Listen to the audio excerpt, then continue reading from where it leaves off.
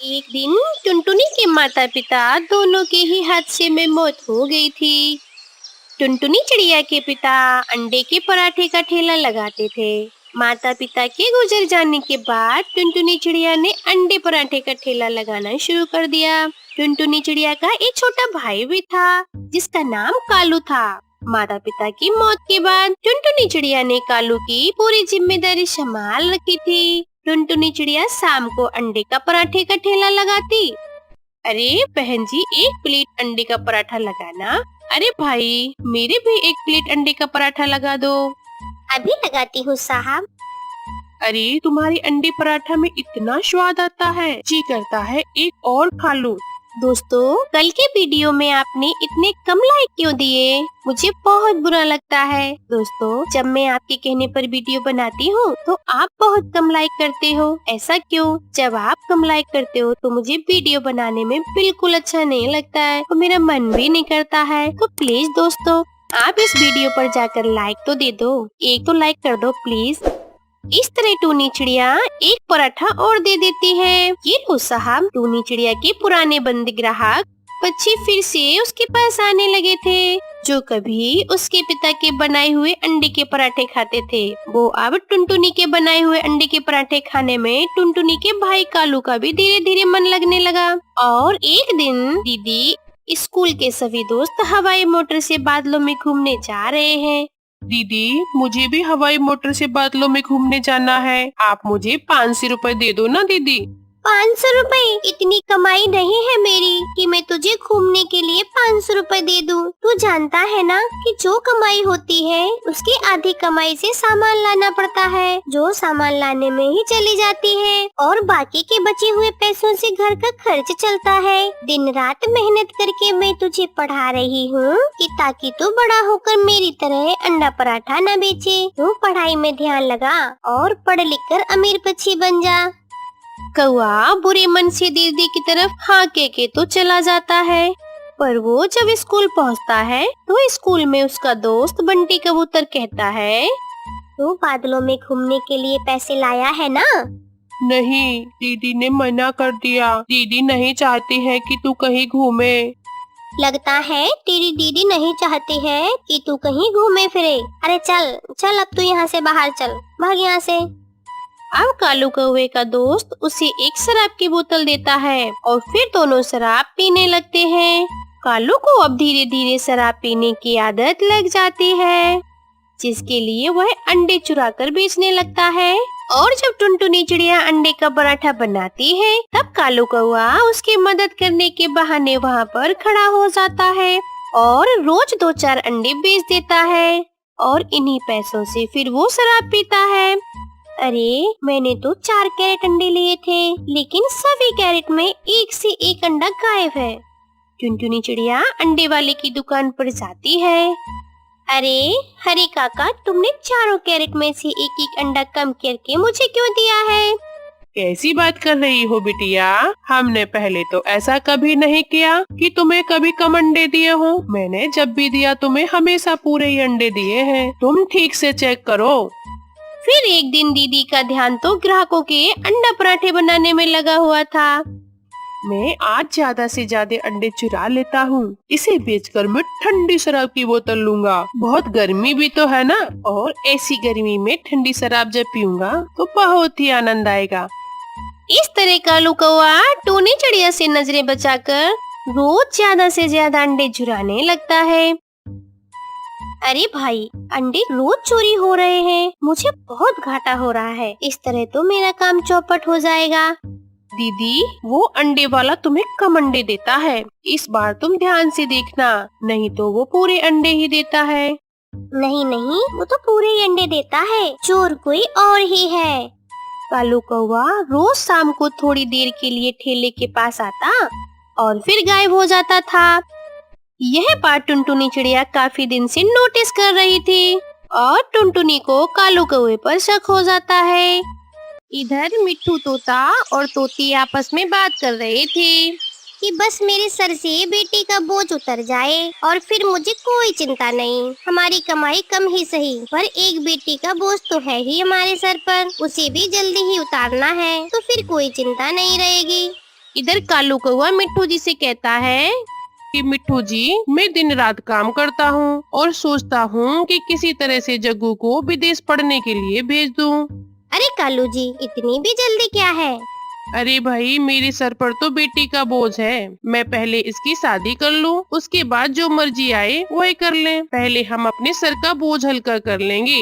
इधर रानो चिड़िया की बेटी अपनी मम्मा से कहती है, मम्मा, बोझ बोझ बोझ, ये बोझ क्या है? सब लोग आपस में कह रहे हैं बोझ हल्का कर ले बोझ। मम्मा, ये सब बेटियों को बोझ क्यों समझते हैं? क्योंकि बेटी, जंगल में यह सभी पक्षी अभी तक समझ ही नहीं पाए कि बेटी और बेटा एक समान होते हैं। अगर बेटी को भी बेटे के मुकाबले अच्छी शिक्षा और परवरिश दी जाए तो वह भी एक परिवार का बोझ उठा सकती है, जैसी मेरी मम्मा। हाँ बिटिया, अपनी बेटी को मैं इस काबिल बनाऊंगी कि वह अपना बोझ खुद उठा सके। इस तरह जंगल में अगली सुबह हो जाती है। गौरी कौवी की बेटी मुन्नी कौवी भागे भागे चिड़िया के पास आती है। चिड़िया आंटी, मेरी मम्मा तो अभी से ही मेरी शादी करना चाहती हैं। यह सुनकर गुड़िया हंसने लग जाती है। तुम्हारी शादी? लेकिन मुन्नी, तुम तो बहुत छोटी हो। लेकिन मेरी मम्मा कहती है कि मेरी शादी का बोझ उतारकर वो जग्गू भाई को एक कामयाब पक्षी बनाएंगे। मुन्नी बिटिया, मैं अभी आपकी मम्मा से बात करूंगी। अरे आप तो अभी बहुत छोटी हो और इस उम्र में शादी का ख्याल गौरी के मन में आ भी कैसे सकता है? मैं अभी गौरी से बात करूंगी। और फिर चिड़िया गौरी की बेटी मुन्नी को साथ में लेकर गौरी के घर जाती है। अरे गौरी बहन, मैंने सुना है कि आप मुन्नी की शादी कर रही हो। अरे गौरी, मुन्नी अभी बहुत छोटी है और आपको इसकी शादी इतनी जल्दी क्यों करनी पड़ रही है?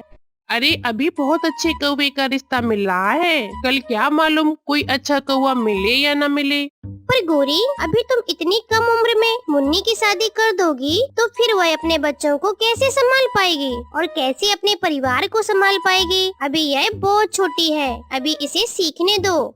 फिर कौवा कहता है, फिर तो चिड़िया तुम यहाँ से चली जाओ, यह हमारे घर का मसला है। हम तुमसे बेहतर जानते हैं कि हमें हमारी बच्ची के लिए क्या करना है और उसके लिए क्या सही है और क्या गलत है। फिर कौवी कहती है, हाँ गौरी, मेरी भी शादी तो कच्ची उम्र में हुई थी, मैं भी तो बहुत छोटी थी। फिर चिड़िया कहती है, इसीलिए तो गौरी तुम्हारे पहले 3 अंडे खराब हो चुके थे, क्योंकि तुम्हें यह जानकारी ही नहीं थी कि अंडों को कैसे रखा जाता है और कैसे उनकी परवरिश की जाती है। बस बस, बहुत हो गया चिड़िया, चुप कर जाओ और तुम यहाँ से चली जाओ। और फिर चिड़िया वहाँ से चली जाती है।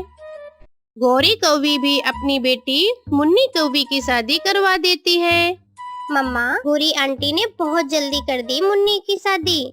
गुड़िया बेटा, मैं भी उसी के बारे में ही सोच रही हूँ कि वह कैसे अपना घर-बार संभाल पाएगी। वैसे गुड़िया बेटा, कल आपको तोता टीचर के पास जाना है और सीखना है कि लकड़ियों का घर कैसे बनता है।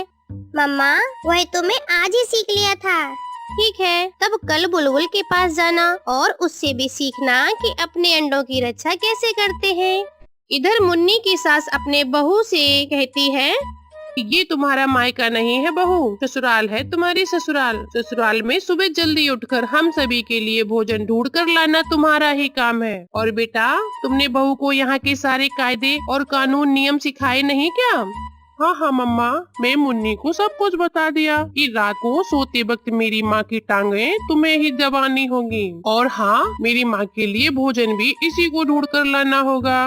बहू, सुन रही हो ना? मैं सुन रही हूँ माँ, पर मैं पूरी कोशिश करूँगी यह सब करने के लिए। फिर अगली सुबह मुन्नी भोजन की तलाश में निकल जाती है, लेकिन मुन्नी अभी बहुत छोटी थी, इसलिए वह बच्चों वाली हरकत करती है। कभी वह तितलियों को देखने लगती है और वहीं रुक जाती है, तो कहीं झरने के पास बैठ जाती है। घर को फिर शाम हो जाती है, फिर वह घर को वापस आती है, तो पहले ही दिन उसकी सास उससे झगड़ने लगती है। अरे, अगर इतनी ही छोटी थी तो फिर क्यों की शादी? हम तुम्हें यहाँ खेलने कूदने के लिए थोड़े लाए हैं। कान खोल कर सुन लो, अपने आप को सुधार लो, नहीं तो मैं अपने बेटे की दूसरी शादी कर दूंगी। मैंने क्या किया माँ जी? आप क्यों मुझे बुरा भला कह रही हो? एक तरफ जहाँ मुन्नी अपने घर में सास की डांट फटकार सुन रही थी, तो वहीं दूसरी तरफ चिड़िया अपनी बेटी को सब कुछ सिखा पढ़ा रही थी। गुड़िया ने भी घोंसला बनाना सीख लिया था और भोजन ढूंढना भी सीख लिया था और बुलबुल से अंडों की रक्षा करना भी सीख लिया था। अचानक एक दिन मुन्नी के पेट में दर्द होता है। तभी मुन्नी की सास अपने साथ मुन्नी को डॉक्टर बुलबुल के क्लिनिक पर लेकर जाती है। तभी डॉक्टर बुलबुल मुन्नी का चेकअप करती है और मुन्नी की सास से कहती है, बधाई हो बहन, तुम दादी बनने वाली हो। तुम्हारी बहू जल्दी ही अंडा देने वाली है। यह सुनकर मुन्नी की सास बहुत खुश होती है।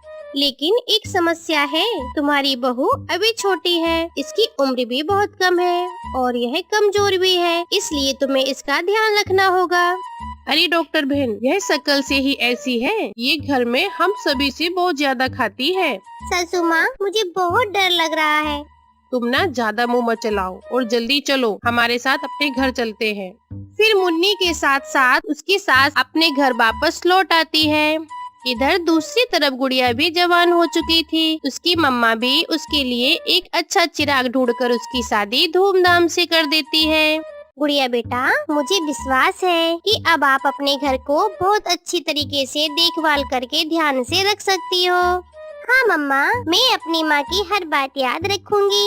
अपनी ससुराल जाकर गुड़िया बहुत खुश थी और उसका पति भी उससे बहुत प्यार करता था। चिड़िया का पति कहता है, सुनो, कल हम झरने के पास चलेंगे। वहाँ की लहरें देखने में बहुत आनंद आता है और वहाँ से हम थोड़ी लकड़ियाँ। हालत की सजा हमें मिल गई है। ऐसे कौवे और कौवी को सजा मिल जाती है। प्यारे दोस्तों, आप इस कहानी को लाइक करना बिल्कुल भी ना भूलें। आपका बहुत बहुत धन्यवाद।